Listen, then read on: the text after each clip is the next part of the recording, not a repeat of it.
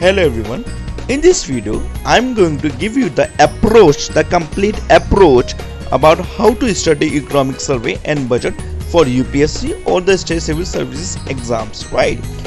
What you have to do, you are required to subscribe the channel and to watch out all the videos related to UPSC, right?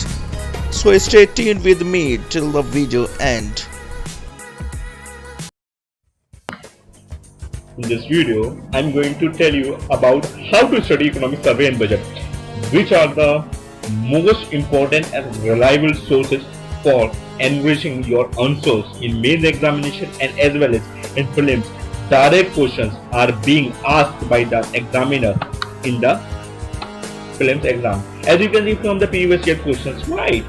So I will tell you in that how to approach the economic survey and budget, because in prelims at least 5 to 6 questions that are directly or indirectly related to economic survey and budget, right?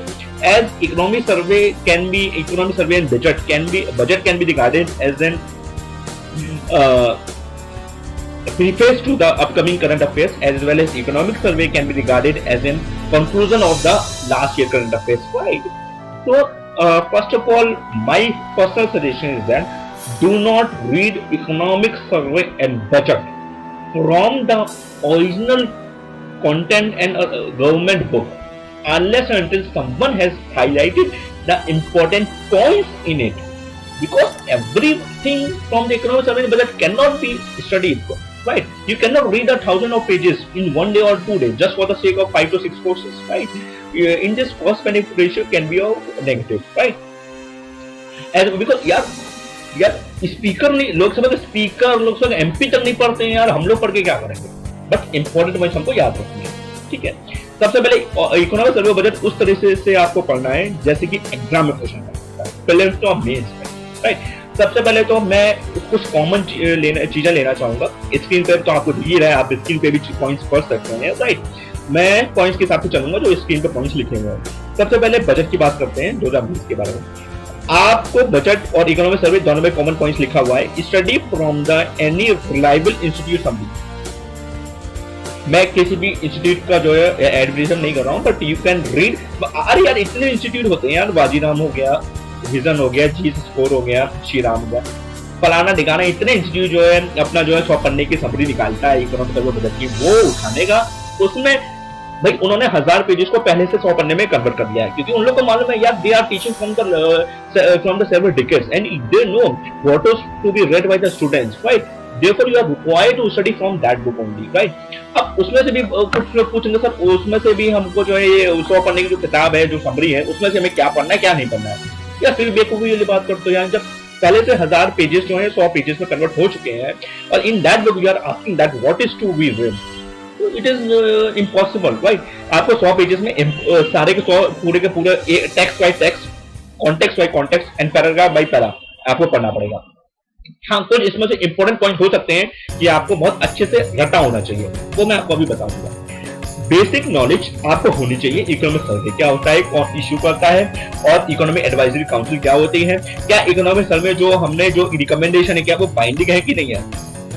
एक question तो important है, क्या economic survey में जो recommendation क्या वो binding है कि नहीं है, क्या वो गवर्नमेंट को करना ही है कि नहीं करना है, और इकोनॉमिक सर्वे क्या थीम है उसका, बजट का क्या थीम है। फॉर एग्जाम्पल हमारे बजट में जो थीम आया था aspirational India, caring society and economic development, ये थीम है।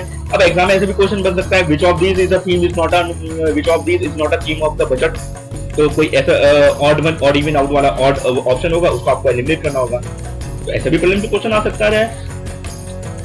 हाईलाइटेड जो हाईलाइट्स है उसको आप अच्छे से पढ़िए, ट्रेंड्स देखिए। फॉर एग्जांपल जीडीपी ग्रोथ बढ़ रहा है कि घट रहा है, राइट? इन्फ्लेशन रेट बढ़ रहा है कि घट रहा है। डायग्राम्स पे फोकस रखिए।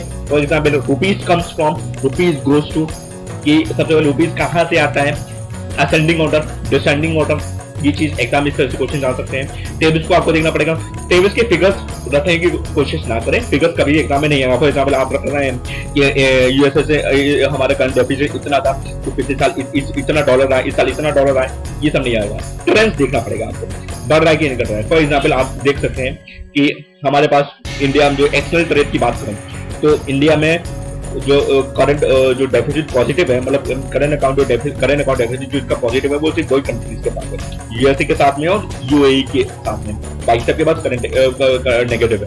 तो इस तरह से आप पढ़ सकते हैं। टैक्सेशन मैटर्स में फिगर्स में टैक्स ना करें कि 5 लाख का टैक्स एग्जाम्प्ट है, फिर तो 5 से 7.5 लाख 5% लगता है, ये सब ना करें। कुछ नया चीज आया उसको आप नोट करें। फॉर एग्जाम्पल कहाँ पे एग्जाम्पशन मिल रहा है, किस डीडीटी हमें DDT dividend distribution tax exam कर दिया है। एग्जाम इस तरह से कुछ आ सकता है, होता क्या है डिविडेंड डिस्ट्रीब्यूशन टैक्स, क्योंकि भाई कॉमर्स वालों को पता है लेकिन नॉन कॉमर्स बैकग्राउंड वालों को नहीं पता ना। That is why examiner can ask from that questions, right. Theme पे तो आप फोकस करना ही है। स्ट्रेस सेक्टर पे आप फोकस कीजिए। बजट में agriculture, banking, NBFC loans, agriculture loans, right. Economic survey की बात करें तो बेसिक नॉलेज टर्म्स आपको देखना पड़ेगा। उसके तो NP solution, doubling farmer income, इन सब प्रॉब्लम्स को सॉल्यूशन हो गया। इकोनॉमिक सर्वे में कुछ पॉइंट्स होते हैं। सेक्टर्स पे आप बहुत ज्यादा फोकस रखिए। एजुकेशन सेक्टर्स पे, बैंकिंग सेक्टर्स पे। फॉर एग्जाम्पल इंडिया जो है कितना जीडीपी का प्रतिशत जो है वहां पे जो है सोशल सेक्टर्स में कितना लगाता है, एजुकेशन में कितना प्रतिशत लगाता है, ठीक है। और कुछ फॉर एग्जाम्पल अभी जो इकोनॉमिक सर्वे में जो है क्वार्टर के अर्थशास्त्र है वो तो सभी को पता है। थ्रू व्हीलर एक तो तमिल पोएट थे संगम पीरियड के, तो वो ये पूछ सकते हैं कि ये जो थ्रू व्हीलर आए हैं जिससे जो है इकोनॉमिक सर्वे में और इकोनॉमिक सर्वे जो इंस्पायर है वो कहाँ के जो है किस टाइम के पोएट थे, बस आपको पता होना चाहिए, ठीक है। कोर्स जो इसमें दिए गए हैं, डेटा रही है वो आपका मेंस में बहुत काम आएगा। फॉर एग्जाम्पल क्वेश्चन आ सकता है मेंस में इस तरह से कि India is facing a huge crisis, India is facing a huge crisis in breaking out the infrastructure development for sustaining the 5 trillion economy. तो आप इस तरह से स्टार्ट कर सकते हैं। Recently, the Economic Survey 2020 has unveiled the National Infrastructure Pipeline 2019-24 with an investment of 103 lakh crore to sustain out the 5 trillion economy, and India need to spend at least that amount of expenditure in the infrastructure. Right तो इस तरह से आप start कर सकते हैं Myers और prelims में। तो इस तरह से आप इकोनॉमिक सर्वे बजट पढ़ने की कोशिश कीजिए and I hope that you will study in that way and you will bring out the maximum benefits from the minimum efforts, right. Thank you.